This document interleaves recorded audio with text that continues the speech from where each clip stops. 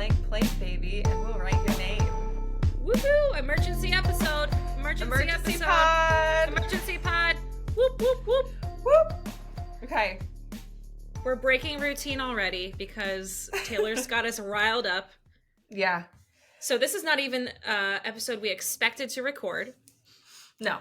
Emergency pod, okay? Emergency pod after Taylor's announcement at the Grammys. Let's just get right into this. Like, no small talk.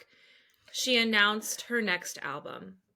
Right. Which, like, I love that this is an emergency pod that I think we initially thought we'd chat a little bit, throw a quick pod out there. And we have a full document. I thought this was going to be a 15-minute episode, okay? Right. No. No. Like, all this woman has done is announce her next album and released a cover and a back cover with the track list. And that's theories. Basically all we've got. And that's all we need to just go absolutely nuts with it. On Sunday, we were treated to the biggest announcement we were never expecting at the Grammy Awards, where Taylor announced her 11th album, totally new, called The Tortured Poets Department. Which is so hard to remember, but I'm already wrong from our first episode that we just dropped. Like, I'm already wrong because I said, I don't think she's dropping a brand new album during the tour. She apparently has no sign of stopping. Like, no. I love it. This woman keeps us on our toes at every moment. I was so blown because I think everybody thought at the Grammys that we would be dropping Reputation. Mm-hmm. There have been Easter eggs everywhere. And when she got up there on stage and basically was like, coming April 19th, my totally new album, all of us were like, excuse me? Did you see that Grammy, reactions? Everyone was, so stale. Okay, I wanted to ask you what you think about this. What do you think people who were there think about Taylor announcing a new album at that venue? So I think the level or the lack of excitement was disappointing, but we also have to remember that Taylor was making the announcement for the fans, for us girlies, okay? Mm-hmm. And she was in a room of her colleagues, not her fans. So I think they were all like, wow, great. Okay, girl. Golf clap. I think they were also like, great, my next album is going to be competing with Taylor Swift again for the Grammys. Right. So. Right. So. Yeah. I mean, obviously Taylor was doing that for the people watching, not the people in the room. But I can also see how the other artists might be like, hey, this is the Grammys. We're here to celebrate all of our work. This is not the Taylor Swift show. Yeah. I mean, it quickly became the Taylor Swift show, as most award shows do. And I could see that rubbing people the wrong way. I think there were a couple cringy moments through that entire thing. But regardless, I think that the lack of enthusiasm when she announced is probably because people are like, okay, great. They're not huge Swifties like us. That's okay. Right. It's fine. Yeah. I don't know. Yeah. It's I can see both sides of it. Yeah. So, So everyone, the Swifties, were tuning into the Grammys thinking it was going to be Reputation. That was going to be dropped for multiple reasons. We all had our theories. The day of, she turned her profile picture into a black and white portrait of her Midnight's album. Black and white to me, Reputation. Plus, what was it, a week ago or something? All of these friends of hers changed their profile pictures to black and white. Yes. Which, aside from folklore, we've always associated with rep. Right. So we know it's coming. So we all assumed. In the picture of the steaming hot cup of Joe. Oh, God. From the music video with the black fingernail on the 2, we were like, we're getting Reputation in February. Because we got 1989 for the blue nail. Yeah. So makes sense. Yeah. She also unarchived an old Reputation Instagram post that said 3 days Which was 3 days before the Grammys. Like, hello, she's playing with us. She is playing with us. And in addition to that, there was a glitch on Taylor's website. So shout out to this masterpiece real quick. I think there's been a glitch. Hit it. Okay. Yeah. Glitch on her website that said DPT321, which is a fake error message. It's not a real thing. Right. And we found out that DPT is Tortured Poets Department backwards. Right. But we also thought like the 3-2-1 Let's was go. referencing like the 1-2-3 let's go bitch, which is a reputation thing. Ugh. Also, apparently 3-2-1 is a communication error that would appear on a fax machine with a poor telephone line connection. And which is also the old Taylor can't come to the phone right now. Why? Because she's dead. Also, Midnight's Madness with me when she picked up the phone, and she's been picking up the phone the whole time. Just saying. There's lots of things connecting here. Also, another thing on her website that was a glitch was that she had this like random collection of letters that if you unsorted them, spelled out red herring, which is a literary device.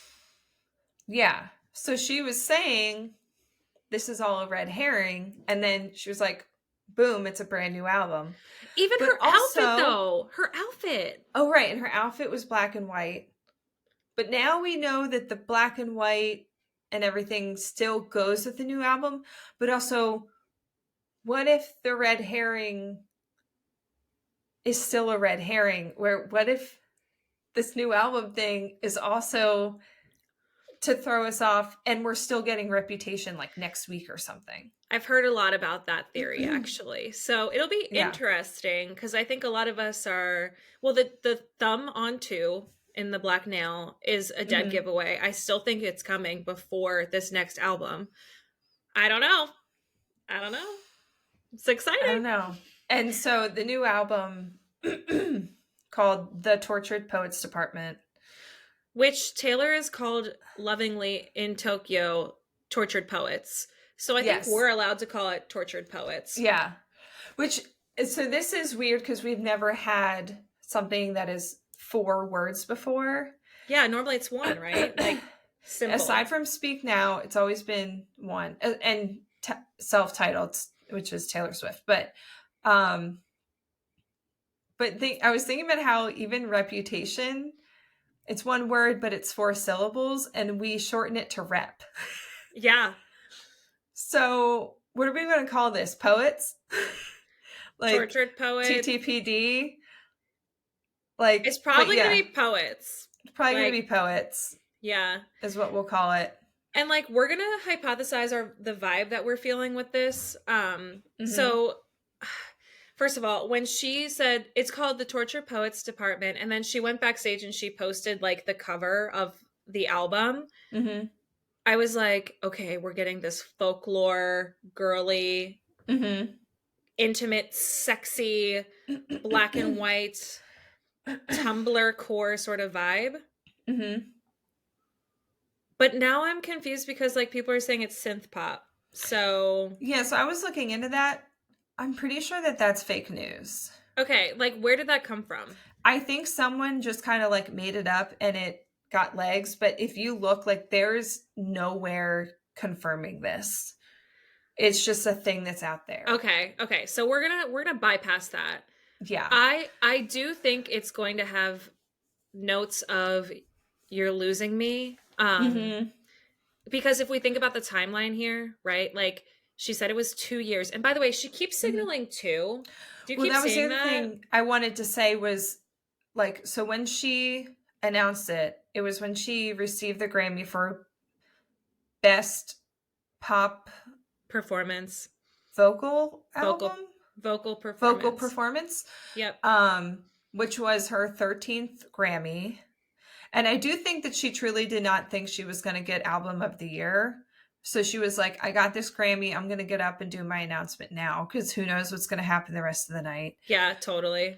But when she very clearly held up her two fingers for 2. So when she said, I've been keeping this secret from you for 2 years. 2 years. And we know that when she does finger things, it means something. So again, maybe we are getting Reputation like around the same time. Or is it a double album? Or is it a double album? Is it going to have a sister album? She also did 2 in Tokyo as of this week too. So what do you mean 2? When she did her secret song, she was just like, she kept doing 2, like the number 2. She did it. Like when she was playing? Or yeah, when she did her her songs, her 2 selected songs. She was like, I'm going to play 2 songs for you. 2 songs. Oh. Yeah. So this is a clue. Oh. Okay, so then speaking of Tokyo, the first night when she talked about it, she called it Tortured Poets. She told us that she started working on this immediately after turning in Midnights, which Midnights would have been turned in a couple months before announcing it. So she announced it in August of 22, right? Right. Which means she would have probably finalized it in like the spring of 22. I would assume like spring or like early summer. And we know, thanks to Jack, that she finished writing, or she recorded You're Losing Me in December of 21. Right. So that was, I mean, maybe that was near the end of her recording process for Midnights. I have to assume so.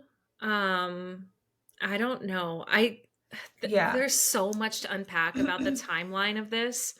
Like, so much. Right. Well, also, I think it is 2 years. ever since Folklore, I think she's kind of told us this, that she figured out that she is happiest when she is producing and releasing stuff. And Folklore and Evermore taught her that she can just put it out there, especially now that she's with her new label and she's less restricted and kind of do whatever the heck she wants. She's like, right. Oh, this makes me happy and it makes you happy. So I'm just going to keep doing it. So she released Midnights. I think we know this woman is constantly writing. So yeah, she finalized Midnight. She's like, it's done. Put a bow on it, wrap it up, like press the LPs, whatever. Boom, boom, boom. I'm still writing. What's my next project?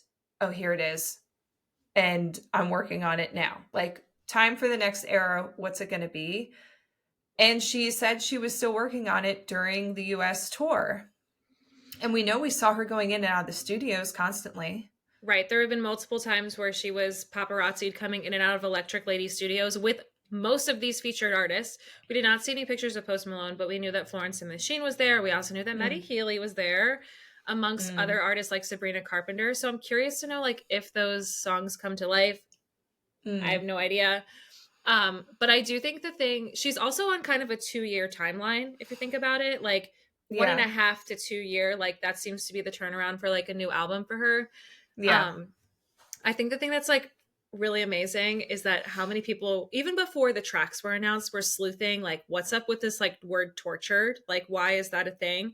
And what's up with department? So as the sleuths have figured out, the Tortured Man Club is the name that Joe was in with it was Joe Alwyn, Paul Mescal, and Andrew Scott, all these British boys, all these British actors. They were in a WhatsApp group called the Tortured Man Club.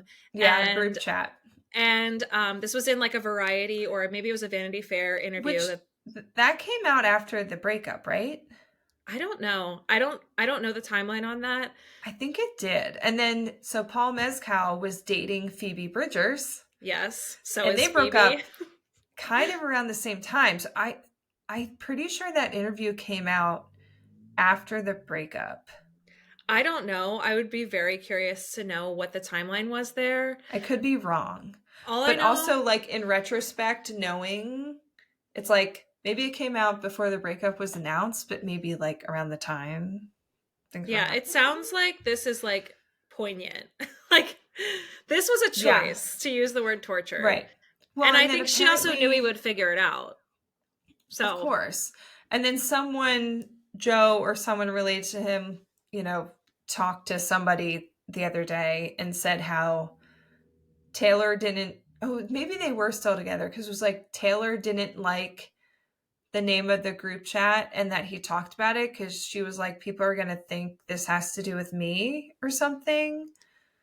Which I didn't who know knows that. if any of that is true. Right. I didn't know that. All I know is when she posted on her website, like different graphics of like the vibe of it has, you know, she called herself the chairwoman or the chairman of the Tortured Poets department. But also she had two very clear, oh my God, she had one file folder that said artifacts and like another one says evidence, which immediately made me think of Hits Different. Like, I find the artifacts, cried over, I had cursed the space that I needed. I traced the evidence, makes why the wound is still bleeding. that is poignant. Yeah. Artifacts and evidence within the same song. Hello. Like, this is a callback to Hits Different. She also released Hits Different later. Yeah. Then I think Hits Different and You're Losing Me must have been written at the end of all the Midnight stuff. Right. But like, why did she release it early? I don't know if this is like kind of her laying out the clues for us to figure out. Maybe. Yeah.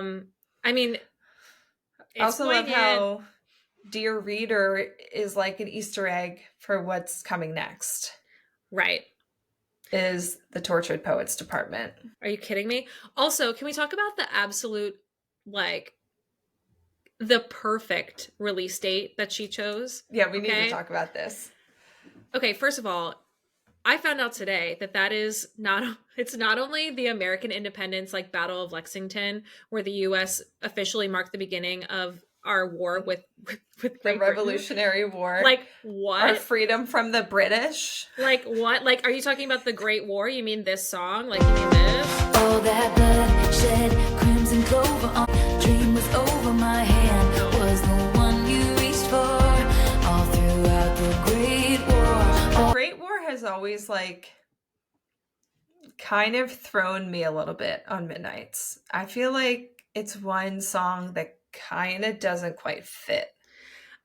Yeah, and I like that song a lot, but I also felt like, okay, that she obviously felt like this was an important song, because to me, the Great War is more like a folklore Evermore vibe. Do you know what I mean? Yeah. But another thing she said in her post was all's fair in love and poetry, which is a callback to the saying all's fair with love and war. Yeah. You mean the Great War? You mean the war of the American independence from the Britain? Like, it is... Right. It also is telling me that she is about to, like... Lay it down, have her girl. Claws out, and Joe is not safe. Well, he also released someone on his team released a statement saying that he wasn't pleased that this was happening. And I'm like, what do you think is going to happen? This woman has always said that I'm going to write songs, and if men don't want a song written about them, then they should probably not do bad things. Like, this, she's laid it out there. You can't be mad about it. Like, dude, you dated her for 6 years. You know. You didn't have any complaints when you were the hero of the story, when you were Mr.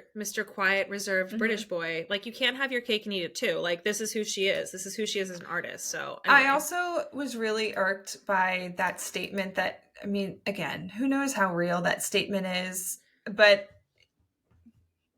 from what I hear about things, it seems like it's quite plausible that it's real. But the fact that he was like, I haven't said anything about Taylor. It's like, yeah, bro, you never said anything. And that's you never did. Like, that is the problem. That's don't consistent. act like you're doing anything special by not talking about Taylor Swift. That's like, your MO. You don't do anything. Yeah, like, you would have been happy if you would have been happy if no one ever knew that you guys were together. One thing I was thinking about too is like, I think, I found out today that April 19th is also like Crazy Cat Lady. Oh yeah. Day. National Cat Lady Day. Yeah. But it's also National Poetry Day. Yeah, of course. Right? Yeah. Yeah. Love that. Anyway, should we talk about like the vibes of the album art, or like what do we think? What do we want to do? Yeah, so I wanted to mention that this photographer she keeps using is such a mystery to me. Yeah, she's so mysterious online. like this Beth Garabrandt, or however you say her name. Who is this woman? Okay, I even looked her up. Okay, so she primarily uses medium format film for her photography. And I mean, I am obsessed with the photos she has taken of Taylor since Folklore. So she's, as far as I know, she started working with her during Folklore. And every album, including the re-recordings that has been released since then, the photos have been by this woman. At one point, she was the photo director for Nylon magazine, but like, she doesn't have.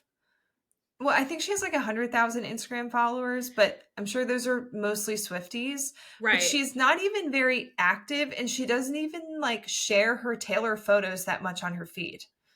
No. Who is she? I don't know, but I do know that when they first chose to shoot for Folklore, she knew it, like, it couldn't be a production. It had to be one person because it was peak COVID, right?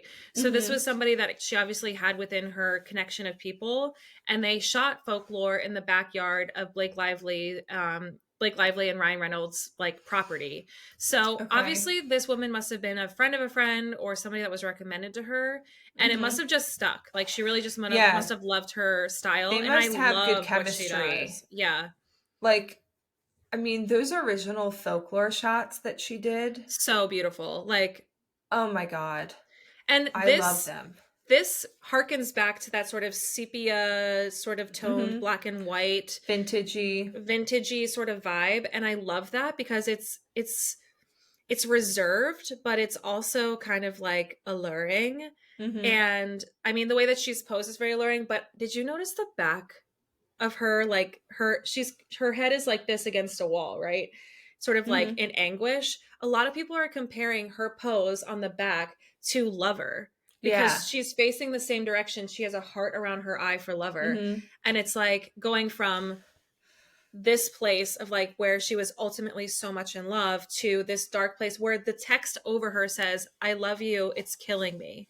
It's ruining my life. It's ruining my life." Oh my God. Like, what? Which, like, the juxtaposition. It's got to be a lyric in one of these songs. Maybe. I hope so. Jeez.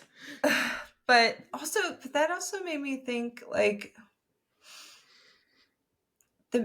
it's got a similar feel to the Midnight's photo shoots in terms of like the anguish.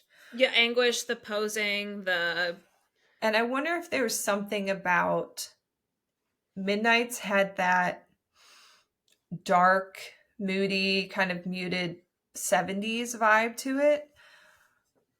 And now this album has like essentially no color. And it's kind of making me think of the song "You're Losing Me." Right. Of like her dying. My face was gray, but you refused to say that we were sick. Yes. And so people keep wondering, like, is Midnight's a breakup album? Which I think in some ways it kind of is. Like, I still think it is her concept album of like several like sleepless nights over her life.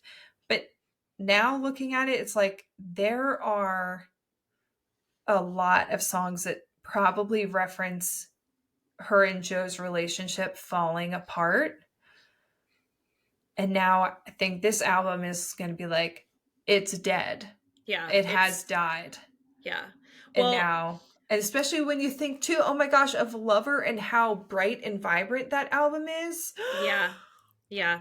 It's dead. It's this dead. woman's mind. Also, okay, so my theory on Taylor's, albums, basically as a whole, since Lover, since Folklore really, is that I think she has this sort of like veiled way of presenting what the album is about.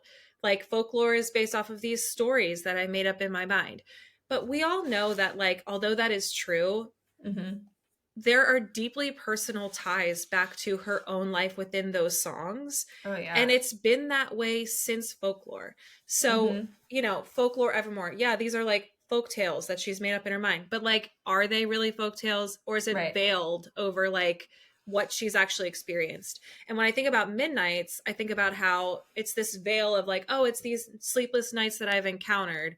But, like, we're forgetting the fact that she might have been encountering some seriously sleepless nights during the recording of Midnights, and we just had no concept or an idea of that was happening. Yeah. So I think like this is the one time she's not veiling in a very long time. She's saying, this is it. Like even the song titles, I'm like, okay, she's not like messing around anymore. This is Oh yeah, and we'll get to them. Yeah, we're getting there. We're getting there. So can we talk about the word department for a second? Yes. So first of all, this is giving like a lot of the branding of this album is already giving like dark academia, which is going to be my whole personality. Just and it's right after my birthday, so like thank you, Taylor. Thank you. I know this is such a good birthday present for you. This is, how did she know?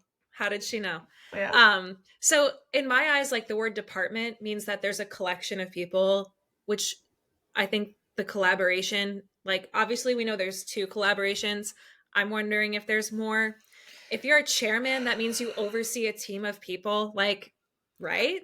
Yeah. Yeah. It's like, she doesn't, well, wait. Okay. Lover, Speak Now. Those are track titles on the albums. Evermore was a track title.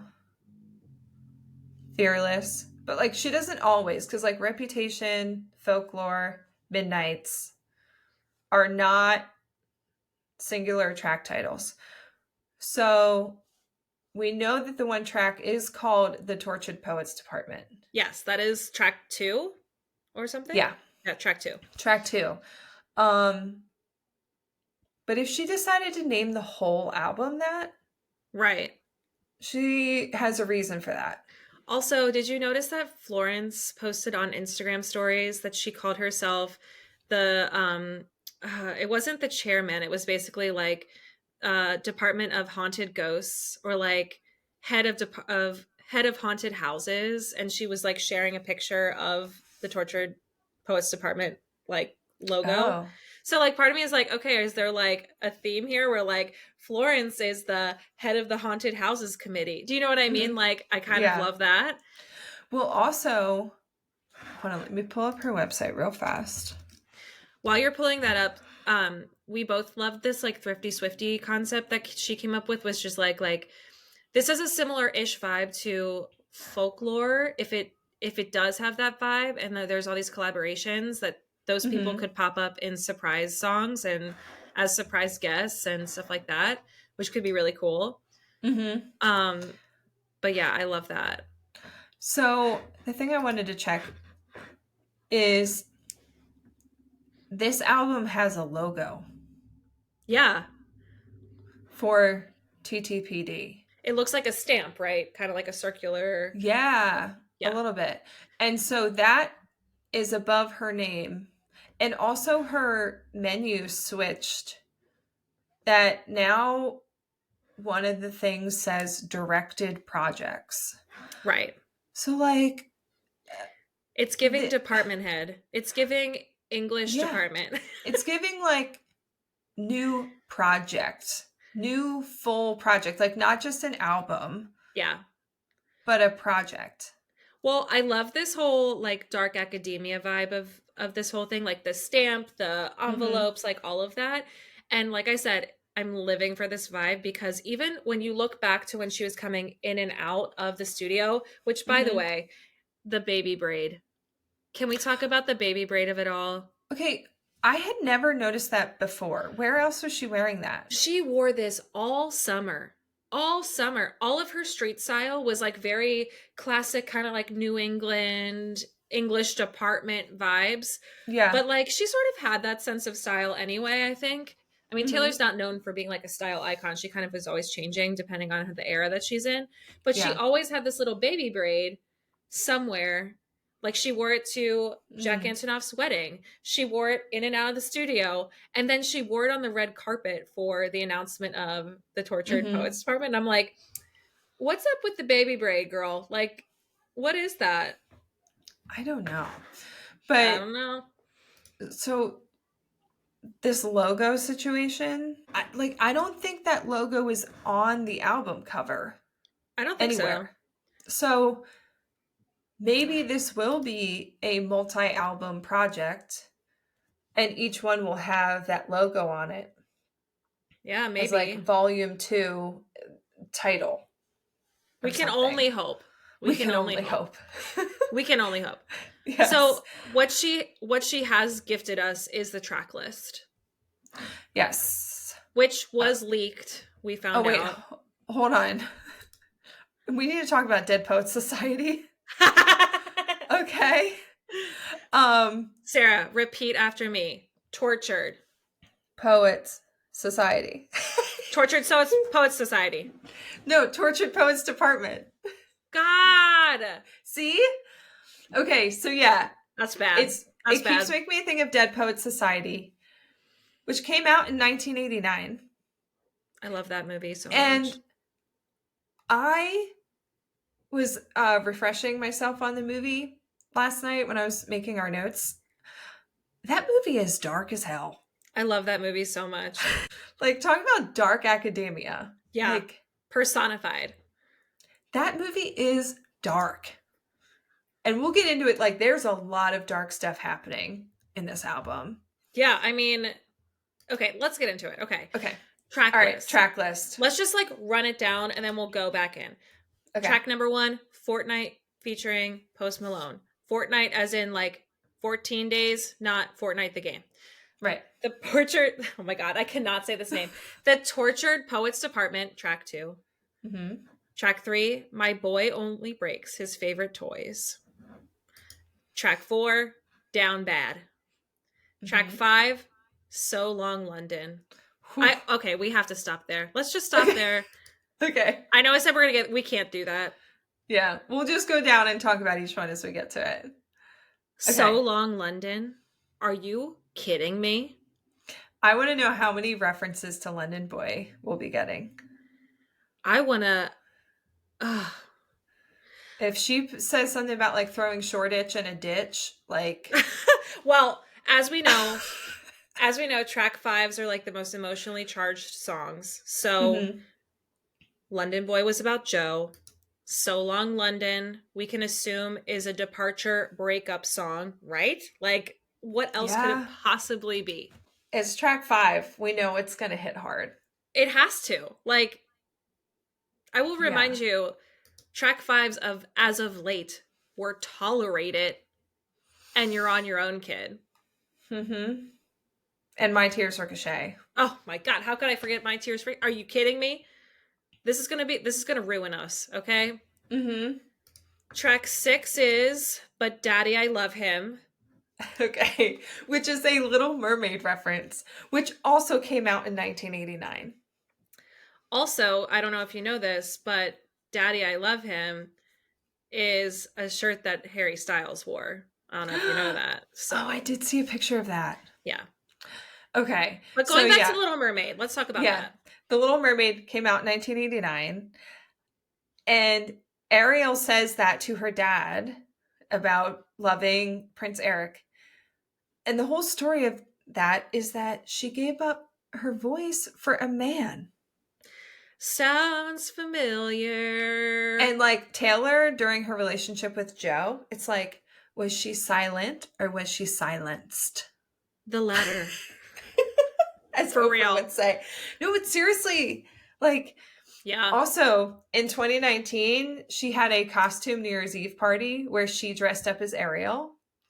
And we have a picture of her eating pizza in that costume. So we have confirmation that Taylor eats pizza. Our queen.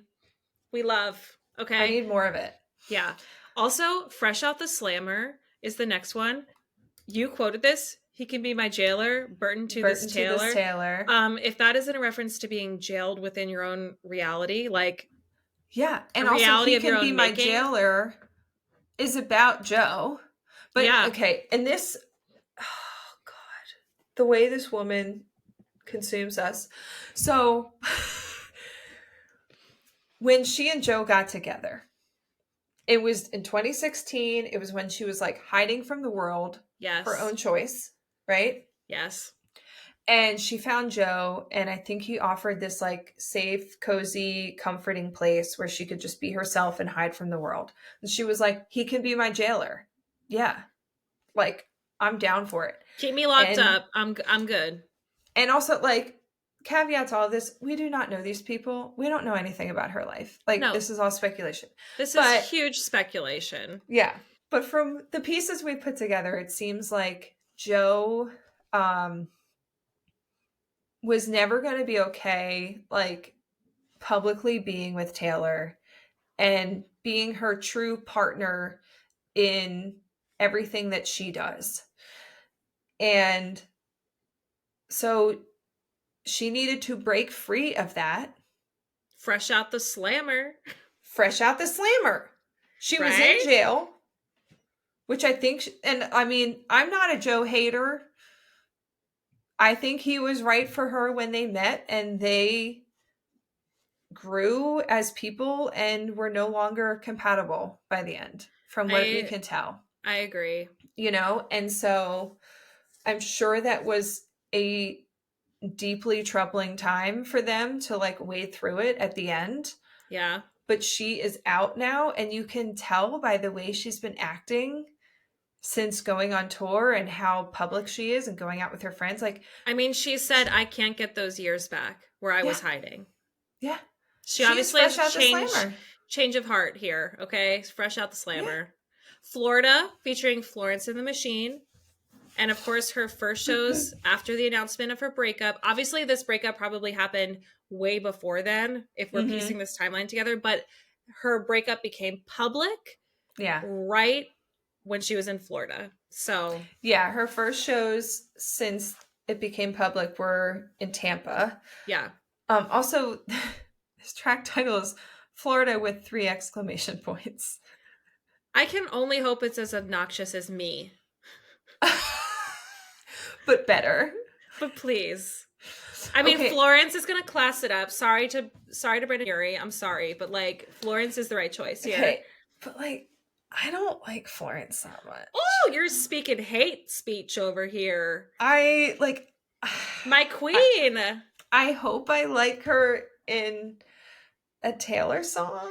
What's so ironic is that, like, this whole folklore costume of it all where she's like swish, that is Florence and the Machine. So if you're into that, you would like Florence and the Machine. Like, but for me, it's just I don't love Florence's voice. Oh, I love her voice. Like, it's a very particular kind of voice that just, like, her new song that just came out that Jack produced as part of that soundtrack for the Apple TV Plus show. Haven't listened to it, if I'm being honest, but I don't like it. I love her. So, yeah, I mean, like, I'm sure she's, like, a great artist. It's just not for me. But hopefully I like this one. 3 exclamation points. Anything could happen. Next is Guilty as Sin? Question mark? Question mark is how I feel about it. I don't know. That's a wild card for sure. And then the next one is very interesting. Who's Afraid of Little Old Me? Okay, dude, I have to talk about this. Okay, get into it. I felt like I was in AP English preparing this document for us. I was like writing book reports. I have not gone this deep into stuff since high school. Okay. So, Who's Afraid of Virginia Woolf is the reference, I'm assuming. Yeah, so it's referencing that, which I have heard that name before, but had no idea what it was about. So I'm on Wikipedia today. I'm like, tell me everything.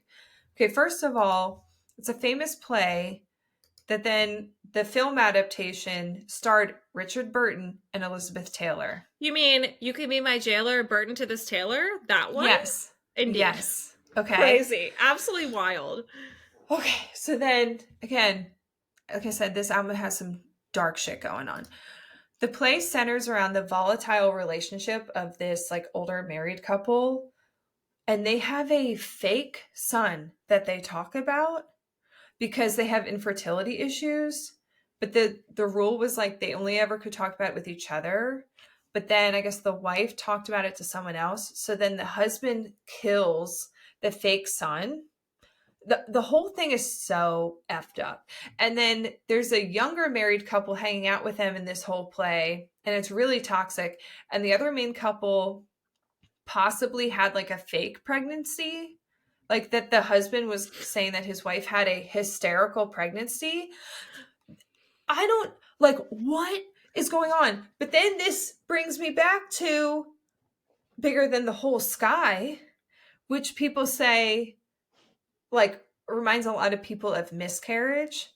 And it's like, all I know is I think this is one of those situations where I think we're reading into this a lot, and I don't think it has anything to do with this. That's my take. I don't think it has anything to do with that.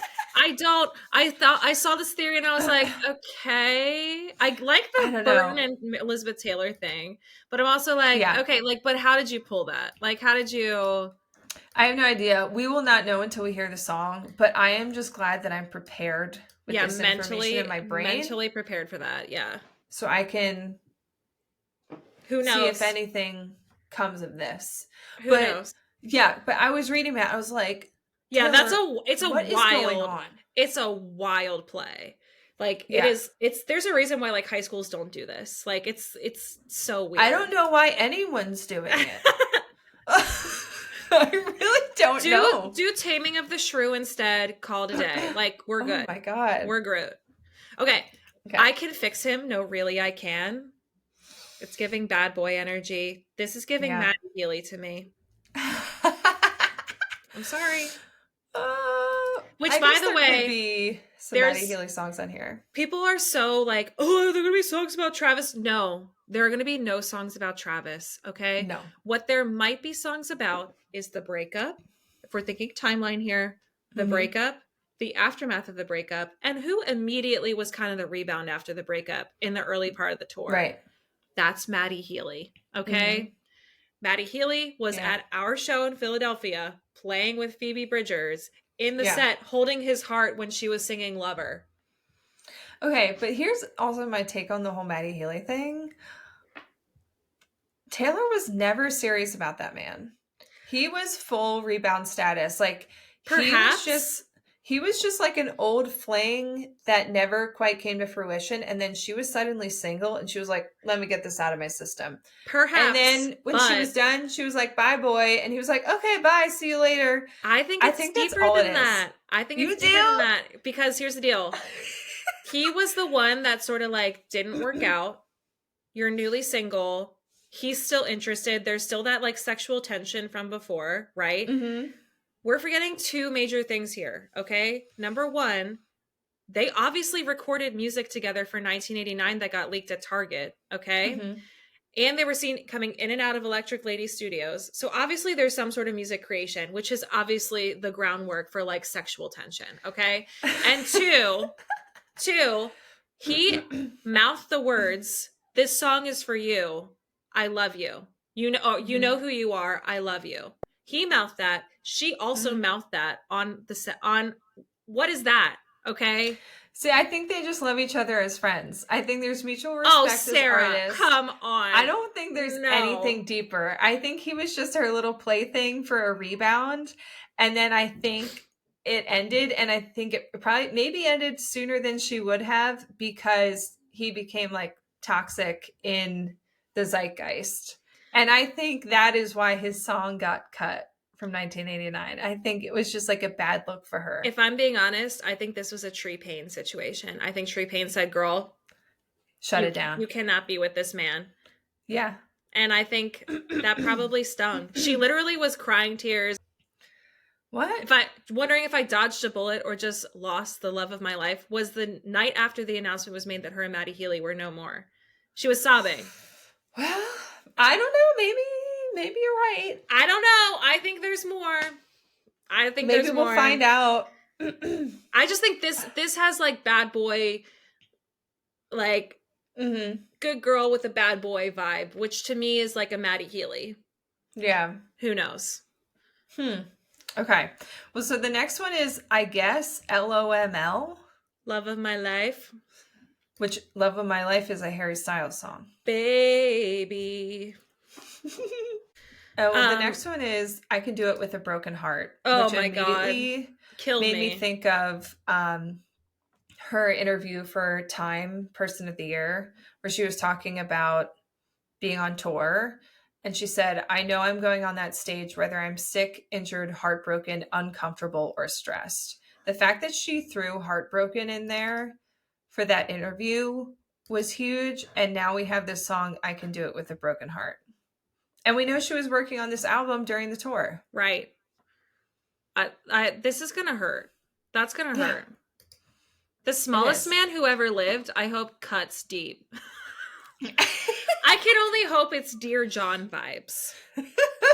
Okay? That's what I want. Okay, I love the theories we have for the next one, which is the alchemy. Mm-hmm. So alchemy is like this like magical process that transforms something into like a metal into like gold. So transforming an ordinary metal into something that is magical and fulfilling and gold and like beautiful. And like I would love to do an episode on color theory because she does use a couple colors repeatedly in her music catalog, but one that she used a lot is gold. I once believed love was black and white, but it's golden. Yeah, and also Invisible String, she always, like in her visuals for Cardigan and Willow, in those videos, she had the invisible string as a gold string. Yeah. So like her love with Joe was always referred to as golden. Right. But blue is also Joe. Blue is Joe. Also, I've heard golden referred to for Carly. So I don't know what that's about, but yeah. We should do a whole episode on that. That would be fun.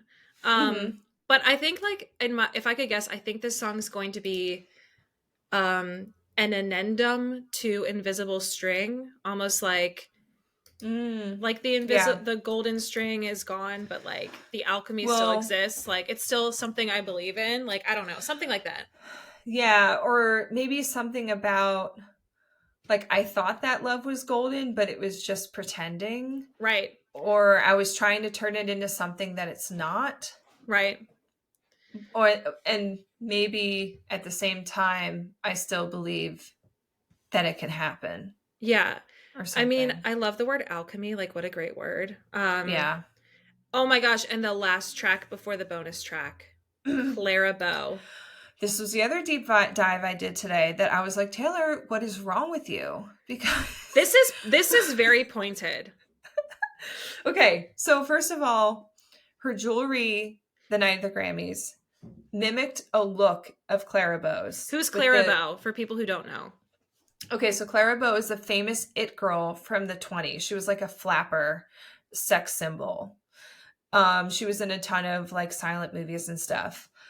But yeah, I guess there's image of Clara Bow wearing a very similar choker necklace to what Taylor wore with the Midnight's Watch at the Grammys. So that's an Easter egg, if anything, just for this song title. But then Clara Bow retired from acting 2 years after getting married, which, like, I was looking at the timelines. It seems like she retired probably when she got pregnant. But she also developed a serious psychiatric illness and was eventually diagnosed with schizophrenia. And it sounds like her mom had some mental health issues, so it's probably genetic. But she became socially withdrawn and at one point even attempted suicide. And a lot of it was like her not being able to deal with all of the like societal pressures and like the fame that she had gained. So it's like, yikes. She also famously was bisexual. Do you know that? So was she? Yeah. Well, okay. And then apparently her grandma's last name was Gaylor. I saw that. What? We're never escaping these rumors, Taylor, if you keep this up. Okay? No. We're never escaping these rumors. Okay? This was laid out there. Yeah. Which, by the way, like, I think on this podcast we should just clarify that, like, we're going to perhaps make connections to people of different sexes. And I personally don't see that this is a problem, as like we would make a random connection to a male if we made a connection to a female, especially if there's some sort of like musical or like lyrical trope that ties to a connection of hers that happens to be the same sex personally. So, and it doesn't even always necessarily have to be sexual. Like, she could obviously write songs about Carly Kloss that has to do with their friendship. Of course, yeah. But yeah, just on the whole Gaylor situation, you and I both identify as Gaylors. I would definitely clarify that I am a Gaylor. Like, I definitely, I think it's hard to ignore all the Gaylor clues and hints and insight. And like, for me, if she were to come out and say like, I am straight, and I would prefer if everybody stopped doing that. Done. Like, right. But that's not the case. So she has not done that. Also, I am a Gaylor, but I also believe that her relationship with Joe was 100% real and genuine. I do not think he was a beard. I don't think that either. Yeah. I believe that it is completely plausible that Taylor has had some kind of relations with women, or like crushes or intense relationships or whatever. Yeah. You know? As like most of her music is like, and her fandom is, there's a lot of like speculation when it comes to like her lyrics and analyzing her lyrics. And I think it's not wrong to make connections with women as it is the same with men of her life. I mean, technically doing both is bad if she wouldn't want people to do that, but she's writing honestly, which of course is going to ask for our fans to have some sort of conversation about it, because she's not naming names, which makes us constantly questioning, okay, like, who is this about? And I don't see that there's a problem with speculating a woman or a man as a potential subject for her music. And also, if Taylor is queer, there's absolutely nothing wrong with that. So it's not like embarrassing for her to be queer. And I think there are also reasons why she wouldn't come out necessarily the way anybody else might. I think it's very complicated for her, not just with her personal stuff, but if Taylor comes out, she kind of automatically outs other people. And another thing too is that, like, we saw in her documentaries how difficult it was for her to make a statement just about going out to vote. Like, how much behind the scenes drama there was about just making a political statement. How much of a political statement is for the biggest pop star in the world to come out as not straight? Like, I think that, you know, we don't know anything about Taylor's sexuality. We know that she's obviously a huge LGBTQ plus supporter and advocate. And like, personally, if you're offended by the idea of her music being connected to women, then I think you need to look inside. Like, what's the problem? Also, in my mind, the greatest argument for Taylor being queer is that you cannot tell me that this woman, with the mind that she has, is only attracted to men.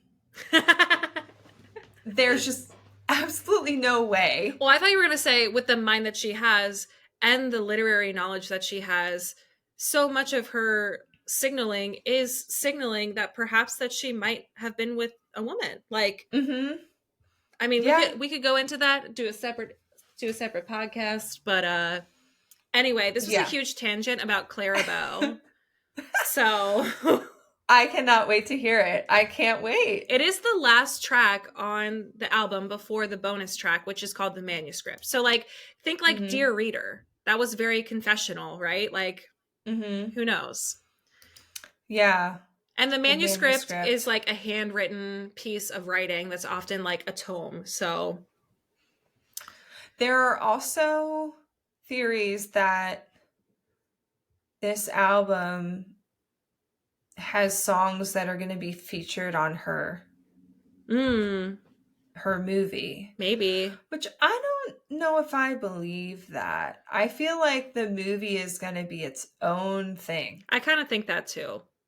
You know? She's busy, but like, that's the next level. Mm-hmm. She's writing music for her movie. That's a lot. Yeah. Anyway, she gave a lot of literary signs of writing and poetry. So let's get into that real quick. So Okay. Travis mentioned how Taylor turns her life into poetry and how beautiful that is. So like, Travis has heard some of this. He knows. Oh, yeah, which we do have confirmation that Travis has heard some of it. Yeah. But I just keep cracking up to myself thinking about the idea of Taylor being like, hey, babe, do you want to hear a little bit of my new album? And him going, all right, now. I'm imagining what this is going to sound like. And there's going to be words like the alchemy. And Travis is going to be like, babe, what's alchemy? Yeah. Like, do you know what I mean? Yes. Oh my God.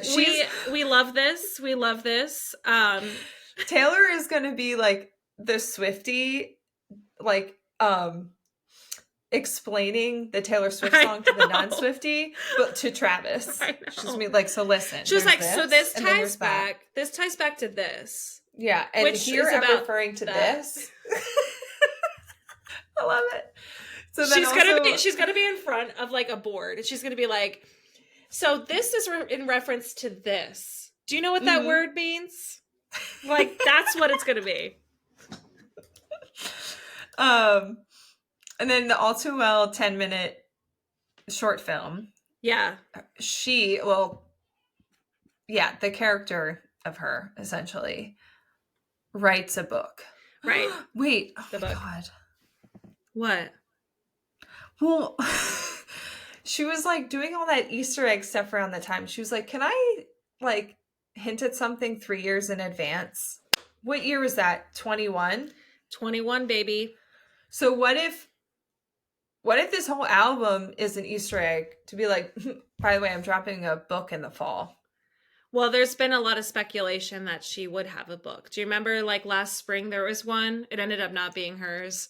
Yeah. And Argyle is another thing. People thought that Argyle was hers because there's like a Scottish fold cat. There's a whole thing. Maybe that movie was just written by a Swiftie. Honestly. Must have been. There's a lot of clues there. Anyway. Yeah.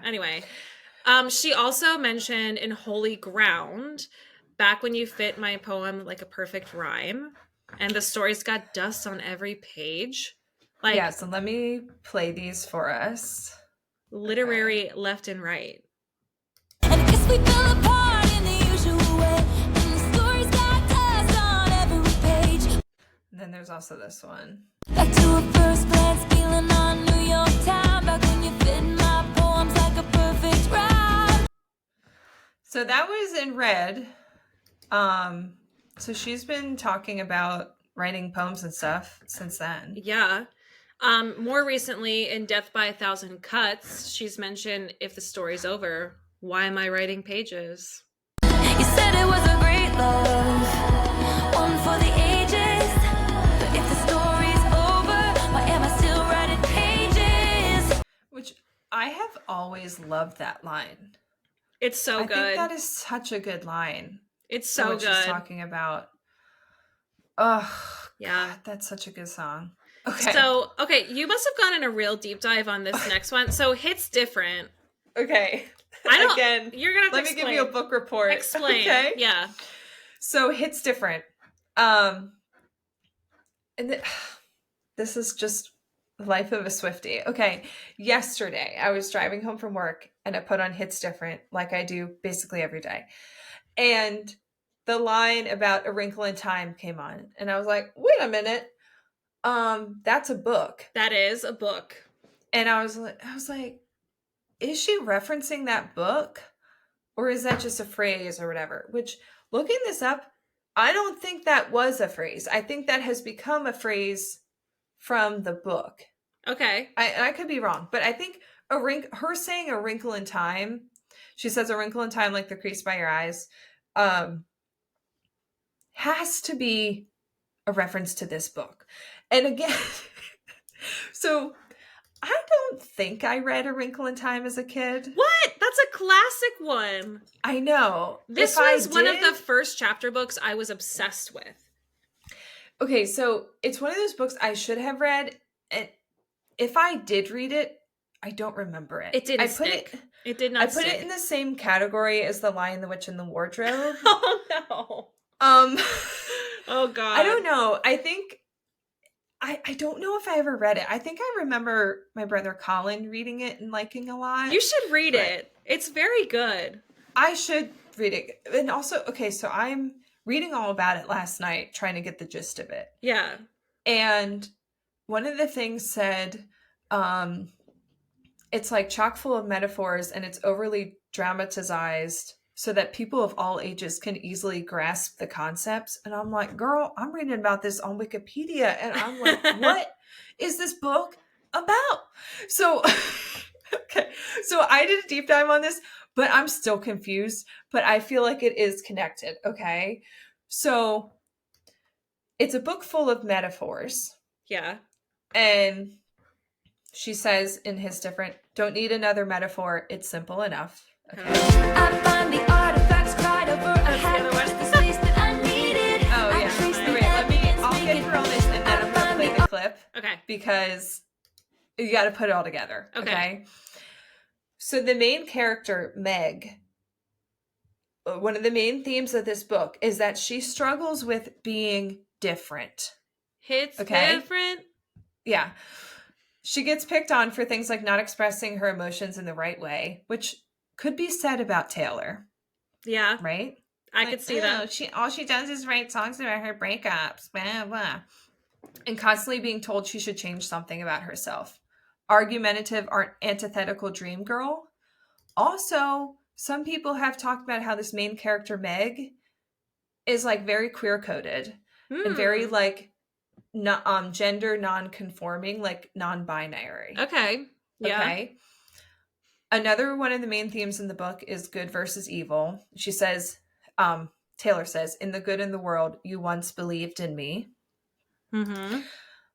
But basically there's all this stuff about A Wrinkle in Time. I could see it. And so I looked on TikTok to see if anyone was talking about this. And I did see one TikTok that I liked that was referencing this like essay, which we can link to it. I have it in our notes here. It's called Feeling the Fear of Difference, Celebrating a Wrinkle in Time. And it's all about this main character's struggle with her differences. And then I guess in the end, she does accept the fact that she's different and realizes that it's actually like a strength for her. Yeah.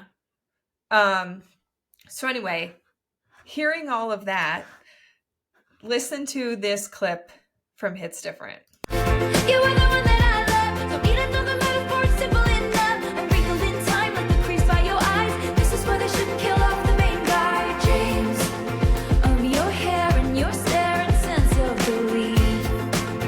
In the good in the world, you believed in me. And I felt you and I held you for a while. But I can still melt your world. Argumentative, antithetical dream girl. So I see it. If anyone is a huge A Wrinkle in Time fan, I should also probably watch the movie, but like, tell me what's going on here. Read the book. I should read the book. Yeah. But I'm so glad that hit me yesterday because this is yet another literary reference. Sure, yeah. That I still can't fully wrap my head around, so. Well, one of the clearest literary references Taylor's ever made in song is one of my favorite songs ever by Taylor called The Lakes. Mm-hmm. I mean, like, this is where she just really flexed her AP English of it all, which, by the way, like, we should tell everybody that we were having these impromptu, like, dinners with our friends Kelly and Dave and Charlotte, where we would host AP English.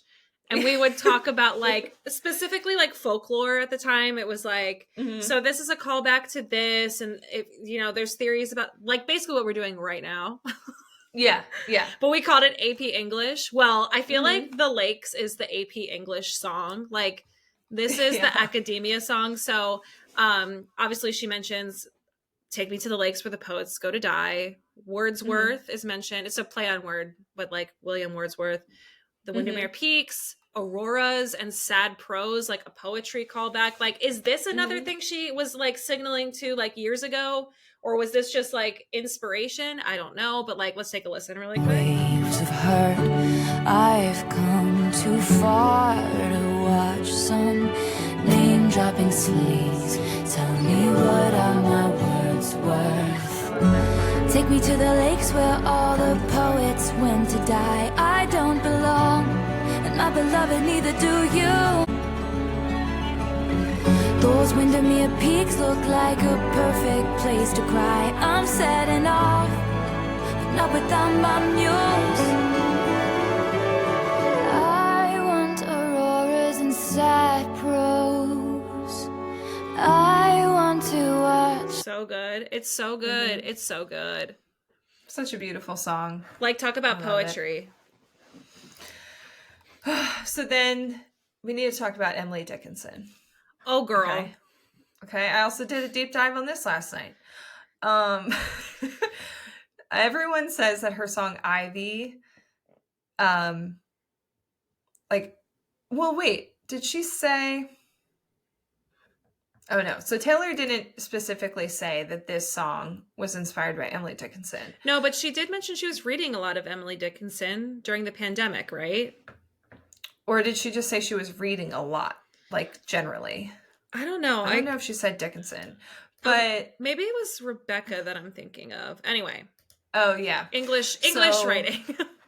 Yeah, but the Dickinson TV show did use Ivy because it is so highly speculated that it was about Dickinson's love affair with Sue Gilbert, which is what that show's about. Also, Evermore was released on Emily Dickinson's birthday. Wow, I don't know if that was on purpose.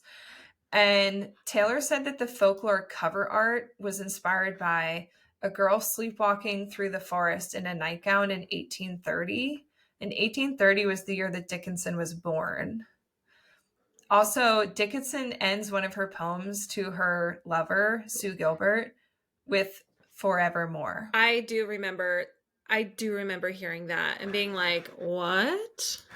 Yeah. So this is Ivy. I can't stop you putting roots in my dreamland. My house of stone, your ivy grows, and now I'm covered in you. Ivy is one of my favorites. Oh, so beautiful. I love it so much. So I feel like in the world of folklore and Evermore, of like the songs that are fictional, I could totally see Ivy being based on Emily Dickinson. Yeah, absolutely. Same time frame, but Tolerate It is definitely based on Rebecca, a young woman who's with an older man. And we have that from Taylor herself. She has told us that. Right. So let's take a quick listen to that one. Tell me I've got it wrong somehow. I know my love should be celebrated. I have to talk about But that. you tolerate it. Well, this is like one of your favorite songs, right? One of my favorite track fives. You can't write this song without being tortured. Like, are you kidding me? No. Well, no and it sane is a track person. 5. No sane person can write this, even if you are heavily inspired by Rebecca or Betty Draper or whoever it is. I'm sorry. You cannot write this unless you are in a very tortured state of mind. There is no possible way. Well, and she said that she was reading Rebecca and was like, wow, he really just tolerates her love. And she said, I can relate to that. I've felt that way at times in my life. But what we probably didn't know is she was probably currently feeling that way. Oh my God. And it's a track 5. So that is, track 5s are always her like most personal, Vulnerable, like, heart-wrenching, deep cut, vulnerable song. Oh my God. There's no way Tolerate It is purely fictional. Based on Rebecca. Oh, and then another sort of English author moment. Shakespeare, All's Well That Ends Well is mentioned in Lover. So let's take a quick listen to that. Lover, my heart's been broken, yours has been blue. All you, baby. Okay, anyway. All's well that ends well is like one of the most classic Shakespeare sayings. So like, although it's in vernacular, it is something that is from Shakespeare. So that's definitely a tie back. And then we have a bunch of things from Reputation even, but we can't play Reputation because we don't have Taylor's version. So yeah, we can't sample that. We don't have the files. You guys get all it. These ones that we're playing because we actually own them. Like we bought the digital Taylor's downloads version, so we're able to play them for you guys. And we wouldn't dare not use her version. So yeah, we don't have Reputation Taylor's version yet. So okay, you have to explain these to me. Okay, so Drinking from a Champagne Sea felt like Gatsby all that whole year. Like that's Gatsby. Scott F. Scott Fitzgerald. That's in This Is Why We Can't Have Nice Things. This is Why We Can't Have Nice Things. She also mentioned Gatsby in another song. Now I can't remember. Well, wait, but that's also referencing her holiday house. Yes. Rebecca Harkness's house, which isn't that from the area that The Great Gatsby was set in? Yes. Okay. Ish. I mean, inspiration can definitely be taken from that area. I don't know if it's directly that area, but it's the same vibe. So yeah, Scott Fitzgerald, Gatsby, obviously. And then So It Goes is like one of the most classically used terms from Slaughterhouse-Five by Kurt Vonnegut. So that's from Reputation. And So It Goes is sort of like an apathetic sort of term that's used in the book, but it's used differently in, I don't know, in the song it's a little bit of a different vibe. But also Tale of Two Cities, another English moment. In Getaway Car, she says, it was the best of times, the worst of crimes, which comes from, it was the best of times, it was the worst of times. One of the most famous lines from the book. So yeah, we got Tale of Two Cities, we got Shakespeare, we got Kurt Vonnegut, we have F. Scott Fitzgerald, all of it, okay? Wordsworth, like Emily Dickinson, A Wrinkle in Time.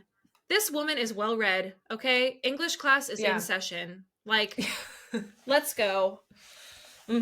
Also, can we talk about how, like, if Taylor weren't a songwriter, I saw an early interview of hers on, like, a radio station. We're like, well, if you weren't a songwriter, like, what would you do? She was like, well, I'd probably use my words. Like, I'd probably be in marketing, you know? And I was like... She is in marketing. I was like, girl, you're not in marketing. You'd be an English teacher. Like, be real. Be real. Yeah. Oh my gosh. I love this so much. Yeah. We are so excited. This album, I texted you guys in our group chat that like on Monday I kept thinking about this new album and then wanting to go listen to it. Like, oh, we have new songs, and then realizing I don't have them yet. And it's so long. It's so long. There's going to be so many theories that come out between now and when this album comes out. I wonder if we'll get a single or if she's just going to drop it all at once like Midnight's. I don't know. I think she liked doing that. I kind of like... I don't know. I like having it all at once, if I'm being honest. I like just being surprised by figuring out the tone. Right. Yeah. I don't know. I think we live in a time where it's like, drop it all. Who cares? Like... Yeah. Plus then she can have, like, you know, all of the songs charting at the same time. Right. Like she did with Midnight's. Right. So, of course, as a foodie podcast, we have to talk about what vibe are we getting from this?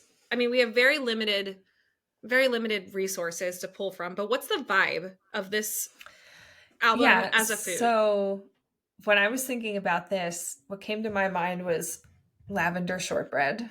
I love that. Like, it just seemed like something an AP English student, or like if you're like an English major at like Harvard and you're in the library and you need a snack, like a little lavender treat. Shortbread just seems like the vibe. So I did find a recipe on howsweeteats.com for a white chocolate lavender slice and bake shortbread. It just to me, it sort of has this very like dreamy, like vanilla sort of vibe. But then I was like, no, there's something like cooler about it. And like, I was thinking like a vanilla thing, but then once you added lavender into it, like a lavender shortbread, I was like, absolutely. That is absolutely the vibe. Yeah. And then I added, I think it's that lavender shortbread cookie with like a side of black coffee, like dark academia, like Yeah. I'm studying, but Or like, also I'm not Yeah. messing around. Like I know what I came here to do. I know the assignment. that also reminds me, we like the Easter egg in the music video of the latte with the clock on it and the fingernails, which everyone now is saying like was an Easter egg for this, because also the color palette of the album is very much like a latte. Yeah. Because like we were seeing on TikTok how it kind of looks like it's black and white, but it's actually like really muted browns. It's sepia. It's like sepia toned. It's kind of like, it's Mm-hmm. not black and white. Yeah. There's definitely other stuff going on. Yeah. But the fact that it was a steaming hot cup of Joe. She's so petty. I love it. I love it so much. Yeah. So this was honestly. Oh, go ahead. This was obviously a total shock for all of us. The best of kind of shock. But I'm happy to be back in a world where like I'm not afraid that an album's just gonna drop at any minute. Like I'm glad there's a date assigned to it. Like I'm very pleased that we can plan a listening party and that we can like get excited and like hear more theories between now and then. So yeah, April 19th. I can't wait. Mark your calendars. Yeah. I think our next episode is probably gonna be a Super Bowl episode, maybe. Yeah, well, we'll see. I mean, if she's there. Right. If she's not, there's not much to talk about, is there? Right. If not, then we'll probably do the blank space one that we were supposed to do next. Right. That we had to bump. We're bumping that back. So anyway, we will definitely be excited to see what's to come in the coming weeks. I mean, who knows? We might get rep. Super Bowl. Like, anything's possible. But thank you for joining us for our first emergency pod. We appreciate you. Yes. And thank you guys so much on our launch, and thanks for supporting us. We got so many nice messages from our friends, as well as some others who have joined us from social media. So yeah, give us a follow at Blank Plate Pod on TikTok or Instagram. We're sharing some of our clips. So if you want to see what we look like. Yeah. You can also watch our whole episodes on YouTube. Yes. If that's your thing. So we're also blank over there. And if you would be so kind, give us a review, guys. It helps out a lot, especially as a new podcast, to get in people's sort of algorithm. So that would be really awesome. Just give us a nice little review for sure. Yeah. And if you want to chat about the new album or your theories, anything Taylor related, you can send us an email at blankplatepod@gmail.com or send us a voicemail at 717-382-8313. Yeah. Well, what a great episode. And until we see you guys next time, we've had the time of our lives with you. And go for it. It's time to go. It is time to go. All right. Bye. Bye.